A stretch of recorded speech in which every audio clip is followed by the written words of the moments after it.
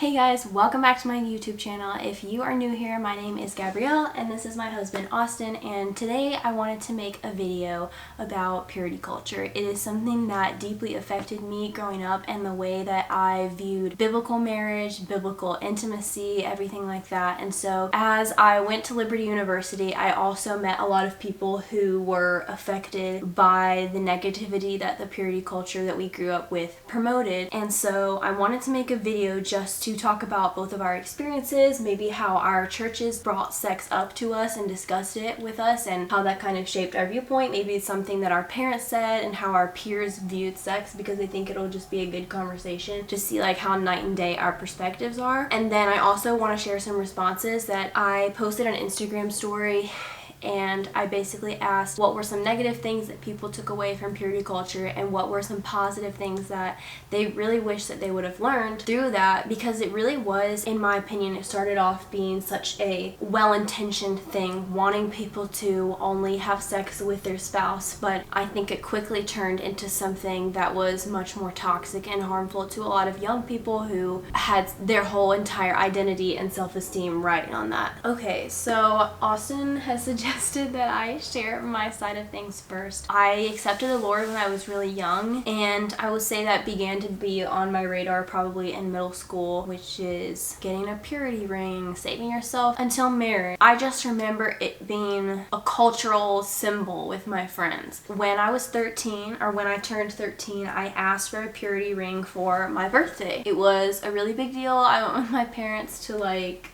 JCPenney's or Macy's or somewhere like that, and we got the ring. I remember wearing it with such pride because in my youth group and at my church and in my circle, it was promoted so heavily that it was like a badge of honor. Like if you were wearing a purity ring, if you were pure, or if you didn't have sex before marriage, like you were just held as this like golden standard, and that made me want to do it even more. You know, 50% I would say was genuinely from a place of wanting to have a closer relationship with the Lord, and I think part of me did understand that that was going to prevent me from having a deeper relationship with God. But I will say there came a point in my life where it became such a performance-based thing that it was no longer about intimacy with God. It was about preserving myself and having this image that I created for myself. Oh, Gabrielle hasn't had sex. Oh, Gabrielle's pure. Like, I wanted people to say that about me because I wanted that, again, badge of honor, because it became like a works thing for me. My parents, I will say, like, they didn't necessarily shy away from that subject. They didn't treat it as totally taboo. Definitely, they did approach it from a similar angle of, you have to save yourself. More so my dad, too, would be like, you have to save yourself for marriage. Like, he bought this like passport to purity booklet, and it came with like CDs and stuff, and like we never actually did it. There was literally diagrams about like a balloon and like a needle poking at it, and like every time you did something, like the balloon would deflate, and like that was you and that was your purity. And I was like, oh God, like something will be wrong with me. Like, I will literally have a stain on me. No one will want to be with me.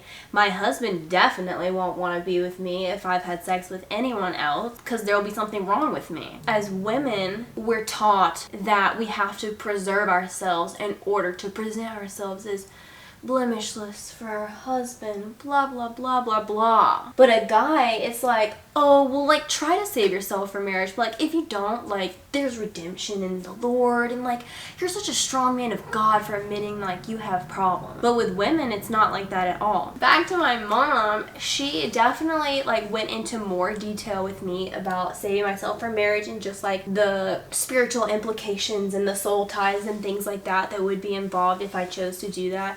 And honestly, it was never really like an option for me because I was only in 2 relationships before I met Austin. It wasn't ever really something that like came up on the table. Definitely I struggle with impurity, and like I'll get into that later.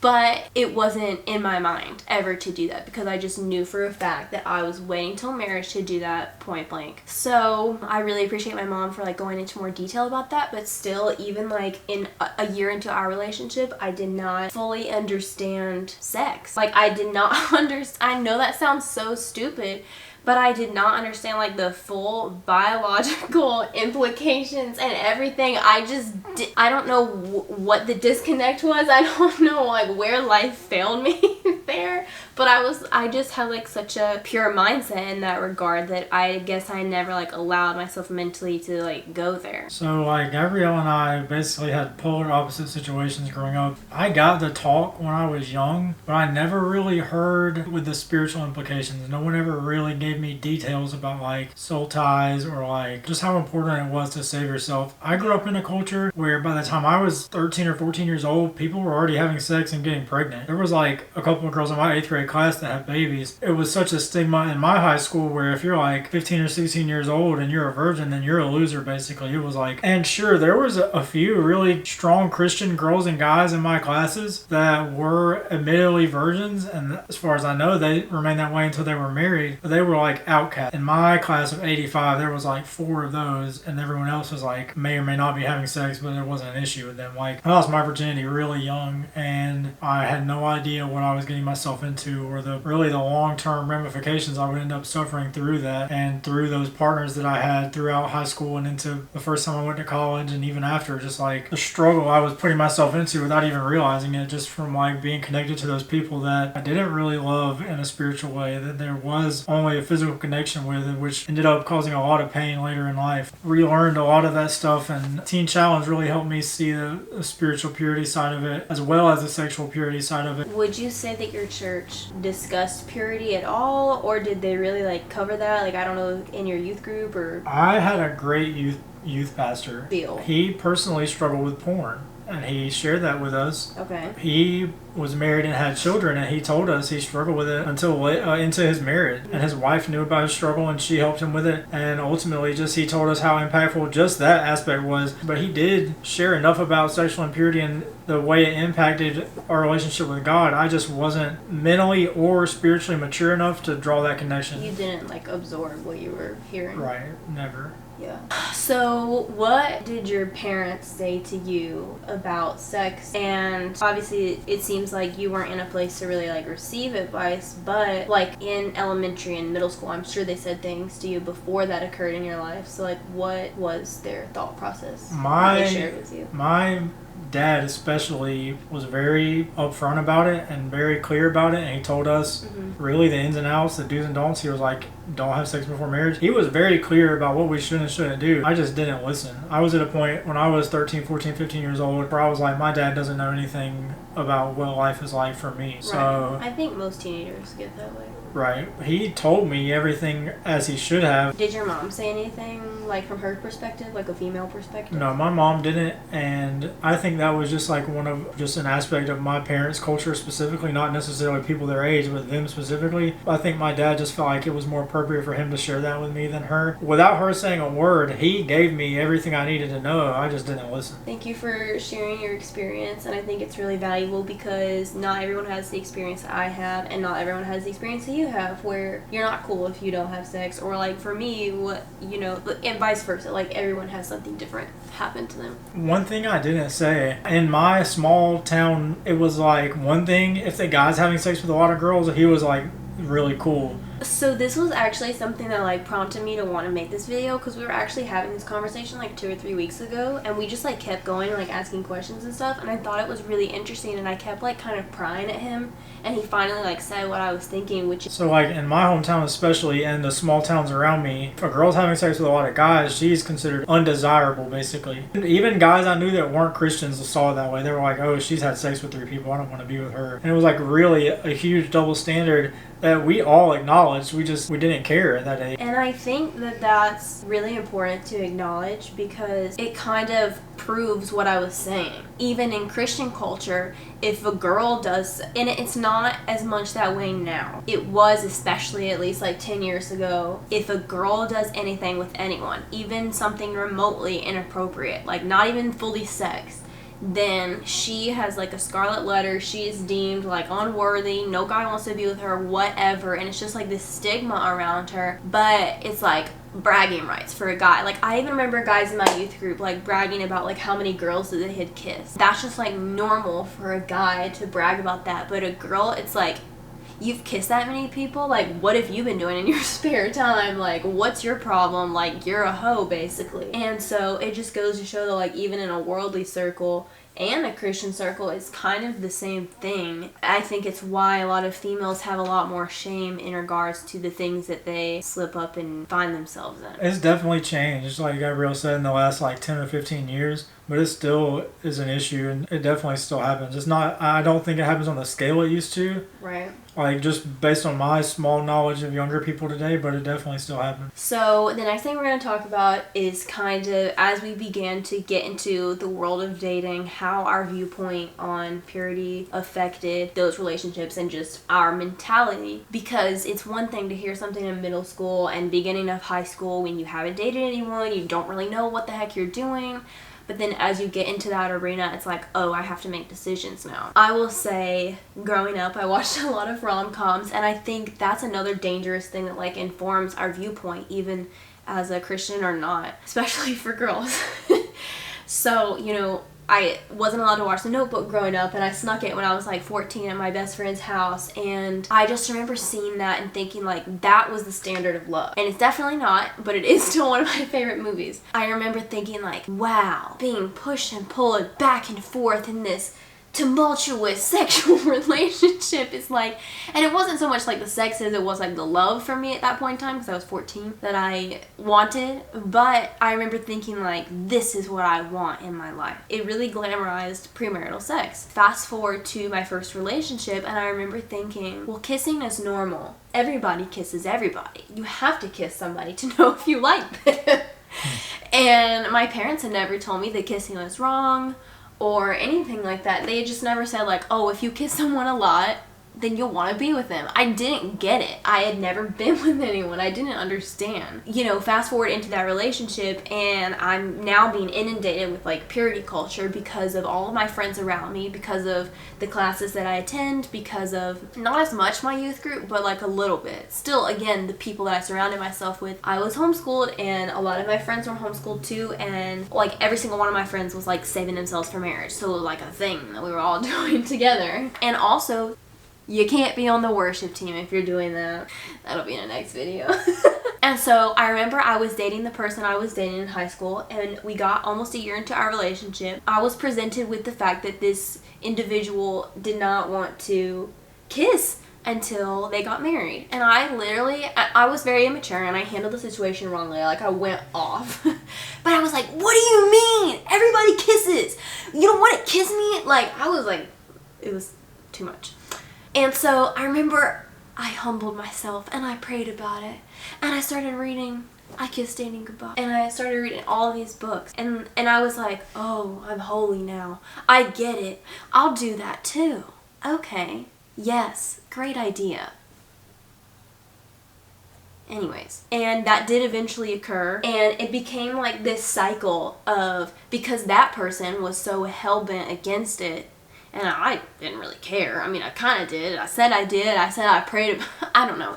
Anyways, it became like this toxic cycle of shame because of our ideologies and the way we were raised. His parents especially were even more so than my parents. Like, you have to do this. This is the right thing. Read this book. Do this thing. Don't do that. And like, props to them for like wanting to protect him, because like it's hard to protect a man in the world that we live in. It became really toxic for me to the point where I was like, something's wrong with me for wanting to kiss someone. Like, I had never ever thought that or felt that way in my life before.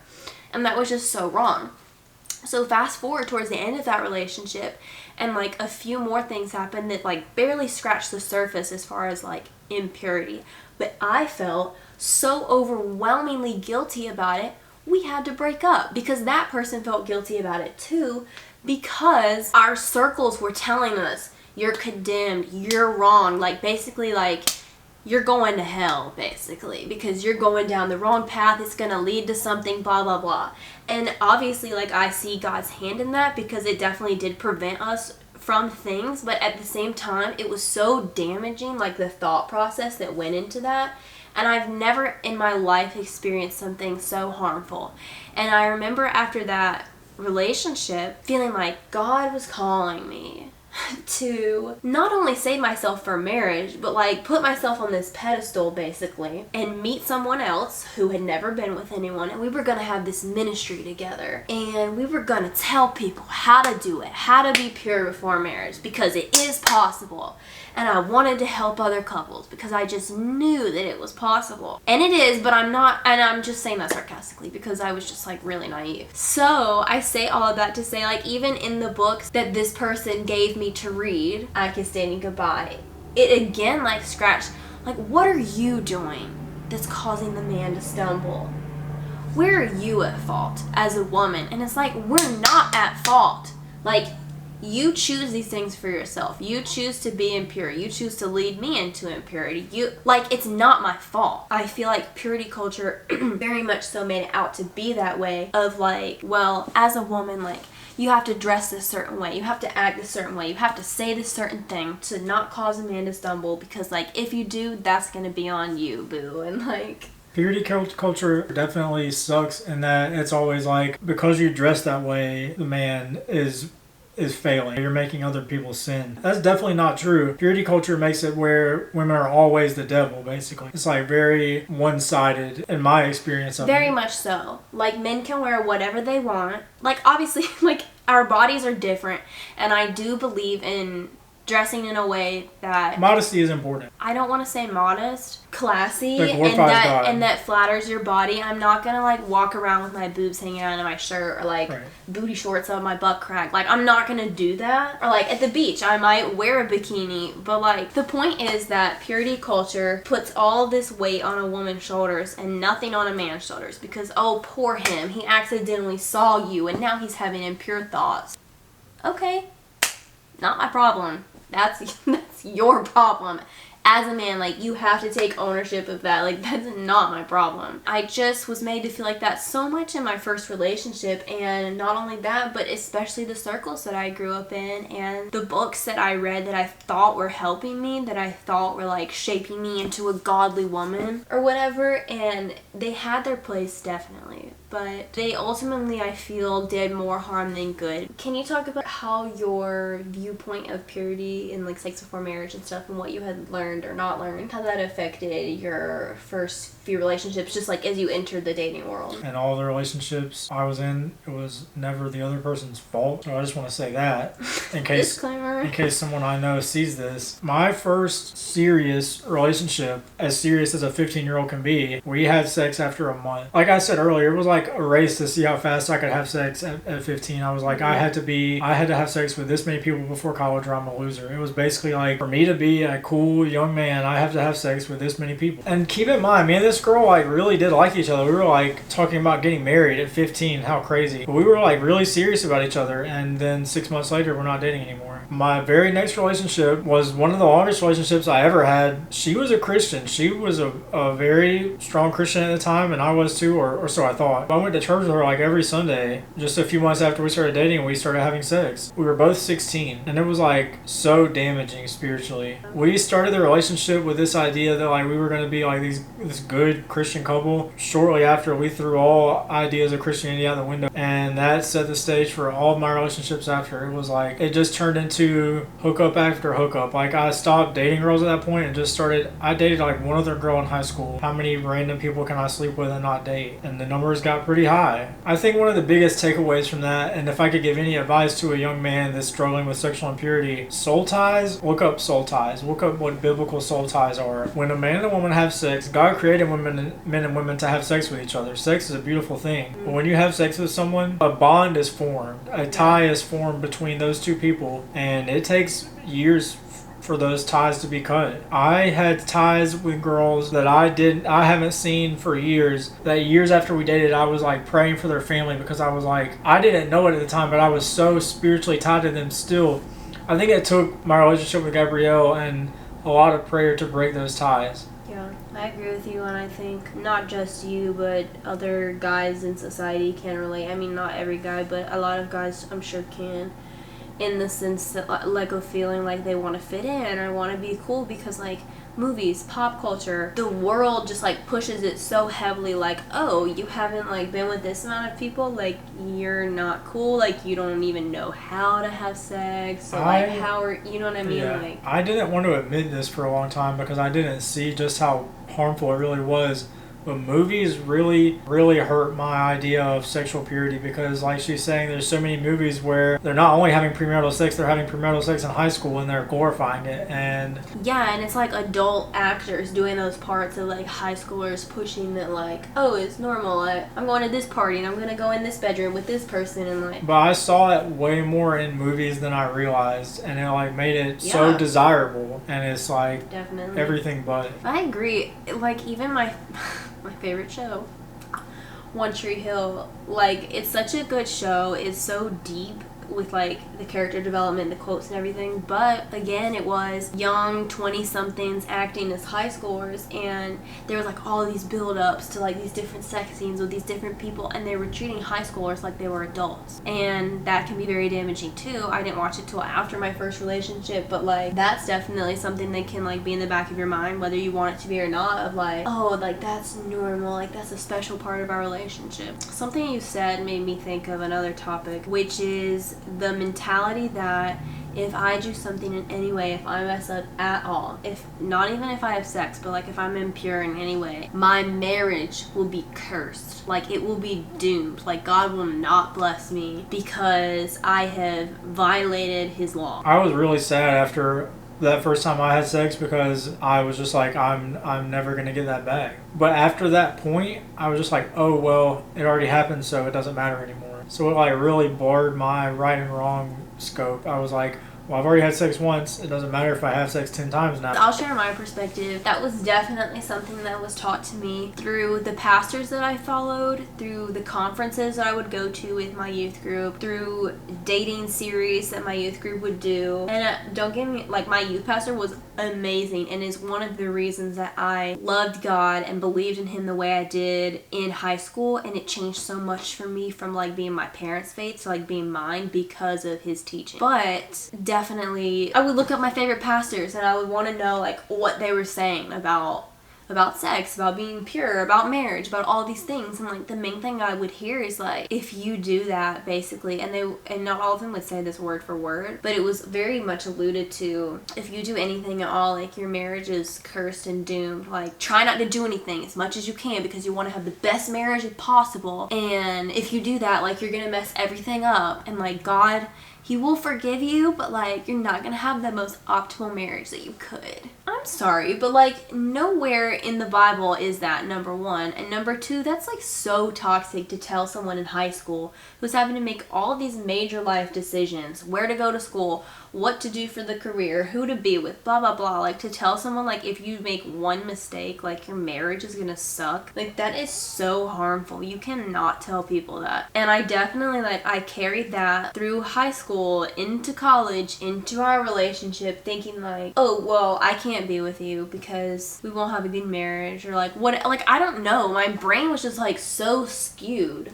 The culture makes it so much more as I can't have sex with you because it'll harm my relationship, my future relationships, and not I can't have sex with you because it glorifies God for me to stay pure. It's very self-centered culture. It's like if we do really this, we're doomed, and not if I do this, I'm dishonoring God. Yeah, I felt that a lot without any, like when I was 16, 17, 18, I didn't care about pleasing God, but I picked that up in the churches I went to and the different people I talked to about it, and it just like it really rubs me the wrong way today to see people expressing that viewpoint for that reason and not because it glorifies God, honors God. And I think like sometimes those two can get like tangled together too, of like it'll damage your relationship and you're not really gonna have a good relationship with God either. Like those things kind of go hand in hand, and like the relationship with God God bit is a little true, because like for that moment in time while that's occurring, like it's not going to be the best it could be because you're intentionally like sinning and doing something wrong that distances yourself from God. Like that's a summary. It's a very toxic thing to say to someone so young whose brain is still developing. Like the next thing I wanted to talk about kind of popped up because of the questions that I asked on Instagram. So a couple of things that I want to touch on. The first is that it's not possible to stay pure, so you might as well just get married young.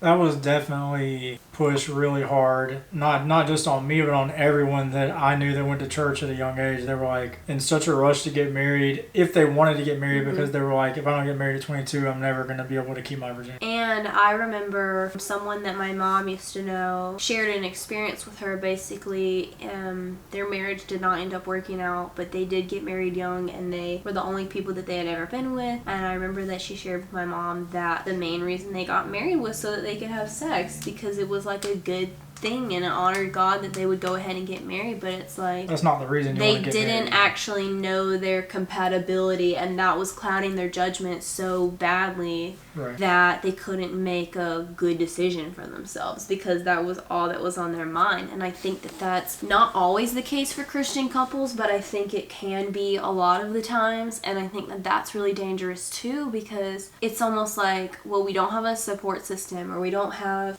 people to keep us accountable. And honestly, it's hard to find those people that will actually walk consistently with you, because like someone might be with you for like 3 months and then totally ditch you, and it's like so crucial, and you have to have people like around the clock. And like if we had that, I think our relationship would have been a lot different. It's almost like, well, we don't have that. There's no way I can maintain my purity, so like let's go ahead and get married. Like it's the right thing to do. And that's not what all Christian couples do. You know, a lot of times they do have peace from God. They're like, that's the right person that they're supposed to be with. But I would say that that does happen. I also wanted to say, like, from my and I don't know like what your perspective is on getting married young. I don't think that was really like on your radar, but when I was in high school, it very much was on my radar, and it was very normal to see people around me getting married right after they graduated high school. And I definitely thought that that was going to be me, because, you know, when you're in a relationship for a certain amount of time, it either leads to that or it doesn't, and it ends. And so I kind of, as a Christian girl in high school, built my identity around the fact that I'm pure and I'm gonna get married soon because that's what God wants me to do, and I'm gonna be a godly wife. And like, I don't know, just all this like weird stuff. And like, I'm gonna go to college and be married. And like, no hate to anyone that is, because I know personally a lot of people that are, and I think that that's awesome, and I think it may help you with your studies and all of that. I kind of just built my identity around that, and when that didn't happen, and it's so bizarre, because I don't think like anyone in your circle would have felt this way, but like when I was like 18 and 19 and like nowhere near getting married, it was like what's wrong with me? I had some friends that got married right out of high school, and they're still together. They have like 3 kids. I mean, I know a handful of people that did get married right after high school, but it wasn't a very popular thing to do. Not a bad idea to finish college before you get married. I wouldn't say don't do it, but it definitely makes it easier to afford. Well, I think, but in some ways it helps you focus more, because you have someone who's not say to babysit someone, but you have someone who is challenging you and keeping you accountable. I have done better in my classes since I've gotten married, but we struggle more financially than we would have had to if I had already finished. Right, because he has to dedicate that time to schoolwork and stuff. So it's positives and negatives as with anything, but I don't think it's a definite no not to get married before college. I think age matters a lot. We're older than most people. Well, I'm a lot older than most people when they finish college. I mean, looking at him like, what? So it's like, if you're younger, I would push against it, unless you've been with a person for like 6 years and you know that they're the one. I think everybody's timeline is different, so I'm not like hating on anyone. Right, definitely. Definitely depends on the season of life you're in, if you've already graduated college, things like that. So the last thing I wanted to talk about is the idea that purity culture, and again, I can't like speak for you because he's 5 years older than me, so it's like not totally different generation, but it is a little bit different. It's totally different. The last thing I want to talk about is how purity culture deemed sex as almost like a dirty thing. Forbidden. Taboo. Don't talk about it. Like, if you find yourself entangled in, like, you're going to hell. When you do it, you're permanently damage all your future relationships. Because the problem with purity culture, and like I said at the very beginning of the video, good intentions, right? Like someone wanting to save themselves for their spouse, like we should want to do that. We should want to honor God with our bodies because our bodies are a living sacrifice. Like all of these things, the problem is that it's put on a pedestal above every other sin, above every other struggle. And it's like, you can't do that because we're all human. We all make mistakes and we all have temptations, whether it's watching too much TV or gossiping or lying or stealing or like being lazy. Like there's so many sins, like talking bad about our friends. Like I don't even drinking too much, smoking, you name it, like anything that you could think of, having a shopping addiction, like being too materialistic and like putting too much priority on like brands and stuff that you have, like all of those things are sin. And I just think it's hilarious how... No, it's sad. No, it's hilarious in a sad way how we, for like 15, 20 years, elevated that above everything else. It definitely still happens. Like, yeah, and it's like, if you don't acknowledge those other things, you're not acknowledging like the root of the problem, and they all go together. It's not just like one isolated incident with sex. Right. Like there's other things that people struggle with that contribute to their mental health, that contribute to the way that they struggle with sexual impurity. I think just like a big problem is treating it like it's this dirty, shameful, disgusting thing and really not going into detail about what it is, about what God created it to be, that it is like a beautiful act of sacrifice. And I will read like some of the answers that I got on Instagram, and a lot of people I know, because it was so taboo and dirty and like you don't talk about it, after they got married they just expected like the light bulb to switch overnight. And for them to be like, oh, this is like a glorious act from God, and like I can do this all the time, and it's totally fine. And like that is how it should be, but of course the enemy like wants us to not talk, like to not be transparent before marriage and to want to do that all the time. And then when you get married, he almost like twists that purity mindset and like wedges it into your marriage and is like, oh, no, you shouldn't be doing that. Like, you can't do that because it's still, like, dirty and wrong. But when in reality, it's like, no, like, he's doing that on purpose. That's what bonds you together spiritually and prevents, like, attacks from the enemy because, like, you're one with God and each other. So, like, back to what she was talking about before, like, putting premarital sex above all the other sins. John the Beloved said in one of his epistles that whoever practices sin practices lawlessness, and sin is lawlessness, and he appeared in order to take away sins. I think the way he worded that is very important. Practices. If you have sex before marriage, you've sinned and you recognize that. So if you're practicing sin, you're not stopping.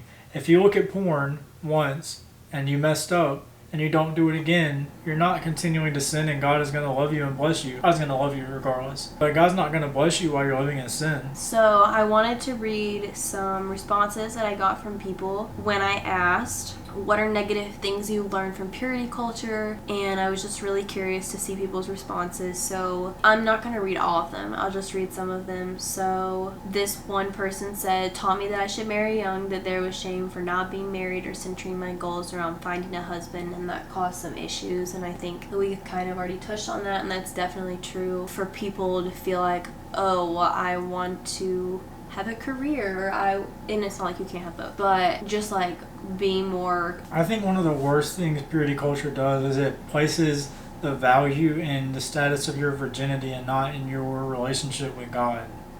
It's like... Well, and that's the next thing I was going to say too, is it doesn't actually talk about what purity is.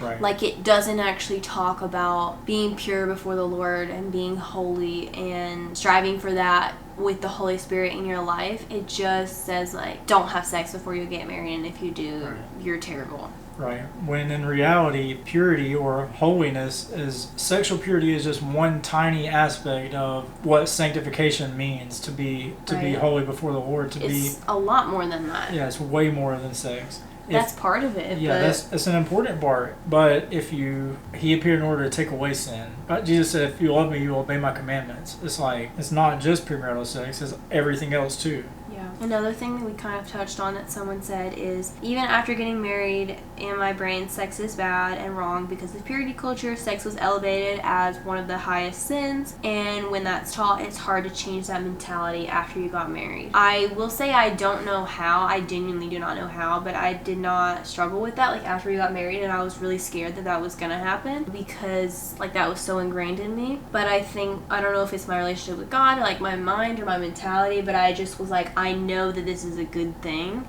and I've read so much in scripture that it is a unifying and beautiful thing, that like I was just, I don't know, kind of driven to have that be my mentality no matter what. Not to say like even if you have that mentality like me, that won't still happen. Like I don't know, it's different for everybody. Another thing that someone said, and this is like the big thing for me, is like if you make a mistake, you can't talk about it. Everybody wants you to do the right thing, to say the right thing, to behave in a certain way. And then when you do make a mistake, it's like, I should feel safe in like my Christian circle. This is especially true for young women. I just saw in my personal life a few times when it's pointed out that a young woman is struggling with sexual impurity versus a young man. The young woman is demonized, and the young man is like, for sure, it'll get better. Like, you'll do better. No, it's like time. A pat on the back. It's like, thank you, bro, for coming forward. You're a strong man of God. Whereas with a woman, it's like, you're a terrible person. You did this to him. Like, or like, oh, you've been intentionally doing this and keeping this a secret behind all of our backs. Versus with the man, it's just like no. It's like, you're so brave. Like, thank you for coming forward.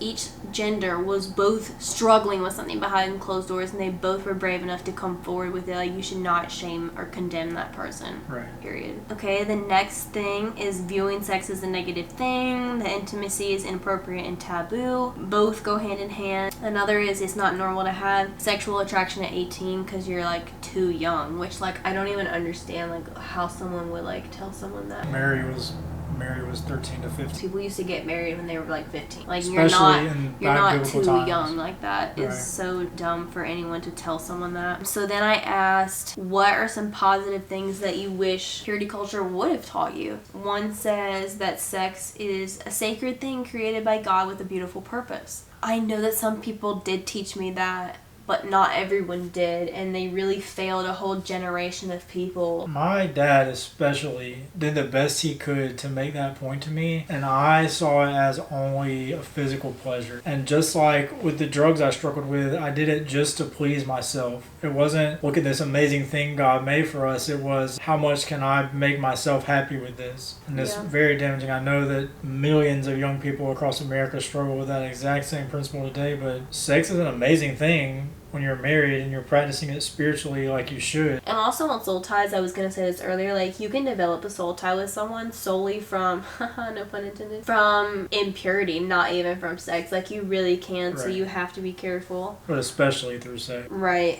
Another response to like positive things people wish they had learned is, and I really like this answer, is purity is such a beautiful concept, and to only focus on sexual purity robs the fullness of biblical purity. Right. And like we were talking about earlier, like everything goes hand in hand with one another. Like everything's tied together, and to solely focus on sexual purity is such a disservice to men and women. Next thing, kind of along the same lines, that you should be pursuing true purity, not just virginity. Right. Because I feel like in my twisted mindset, as we started to struggle more and more with things, I would tell myself, oh, well, at least we haven't actually had sex. At least I'm still a virgin. Like, I would tell myself that because that was like the stamp of approval. And of course, like, I did actually know better and I understood the fuller picture, but at the same time I'm just sharing like that can happen where you get to the point where you're kind of like convincing yourself, oh, well, like, I haven't done that. I haven't done this one thing, so like I'm better than so and so because okay, so the next thing is God intends sex for marriage as protection, not punishment. And I also really like this answer because it can definitely feel like when you're in the moment, oh, God doesn't love me or God's punishing me because that's a really good thing and like why can't I do that now? But it's actually like it really is for your protection. Like you're saying, like, not to develop those soul ties, to only think of, like, your spouse when you're with your spouse. You can't imagine what that tie is like until you experience it for yourself, but it was just like so many years of, it was really harsh to myself. I was like, I could have been a better leader for this person. I could have helped this person grow in so many different ways, like, and I just had a lot of regret. In summary, I would like to say that I'm genuinely sorry to the people that I misjudged in high school because I was naive and stupid and small-minded in how I viewed purity and sin. I want to say, like, I'm sorry to myself. Swinging so far back and forth from being so harsh to not caring. Like, it was just this pendulum. Like, if you ever read The